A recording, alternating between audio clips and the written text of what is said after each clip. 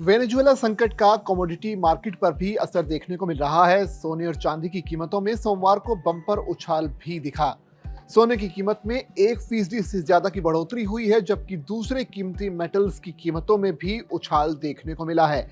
ऐसा इसलिए हुआ है क्योंकि अमेरिका ने वेनेजुएला के राष्ट्रपति निकोलस मादुरो को पकड़ लिया, जिससे जियोपॉलिटिकल टेंशन बढ़ गई है। सेफ हेवन डिमांड में आई और तेजी के नतीजे में इंटरनेशनल मार्केट में सोना और भी ज्यादा महंगा हो गया है। स्पॉट गोल्ड का दाम करीब 1.5% बढ़कर $4,395 प्रति औंस पर रहा, जो एक हफ्ते के ज्यादा के ऊंचे स्तर पर पहुंच गया। बुलियन 26 दिसंबर 2025 को $4,549 के रिकॉर्ड के ऊंचे स्तर पर पहुंच गया था। वहीं फरवरी डिलीवरी के लिए अमेरिकी गोल्ड फ्यूचर्स 1.8% बढ़कर $4,400 हो गया है। वहीं गोल्ड ने 2025 में जबरदस्त तेजी दिखाई है। पूरे साल में इसकी कीमतों में 64% की बढ़ोतरी हुई है, जो 1979 के बाद से सबसे बड़ी सालाना बढ़ोतरी थी।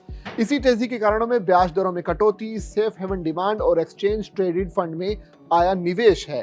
अभी भी अनुमान लगाया जा रहा है कि इस साल अमेरिकी फेडरल रिजर्व कम से कम 2 ब्याज दरें कम कर सकता है। वहीं एक जरूरी अमेरिकी मिनरल के तौर पर पहचान मिलने, बढ़ती इंडस्ट्रियल और इन्वेस्टमेंट डिमांड के बीच सप्लाई की कमी के कारण चांदी भी नई ऊंचाइयों पर पहुंच गई है। स्पॉट सिल्वर का रेट 4.5% बढ़कर $75 प्रति औंस हो गया है। चांदी एक साथ इतने बदलाव की वजह से फिलहाल इसमें निवेश से बचने की सलाह दी जा रही है। 5 दिसंबर सोमवार को 1 किलो चांदी में $6,000 से ज्यादा की बढ़ोतरी दर्ज की गई। इसकी कीमत फिर से करीब 2.5 लाख रुपए प्रति किलो के आसपास पहुंच चुकी है।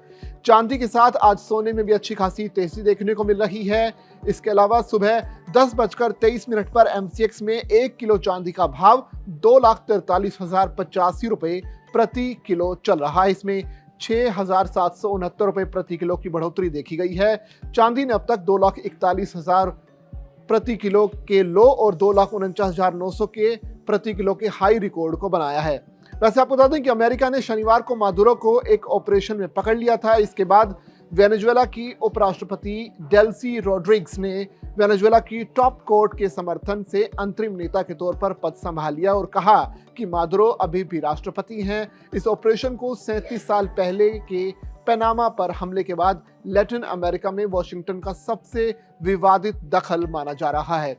तो ऐसे में युद्ध की परिस्थितियों के बीच सेफ हेवन के तौर पर जाने जाने वाली सोने और चांदी की कीमतों में बढ़ोतरी होना तय माना जा रहा है। तो ऐसे में निवेश के हिसाब से अब लोग एक बार फिर से सोने और चांदी की तरफ देख रहे हैं।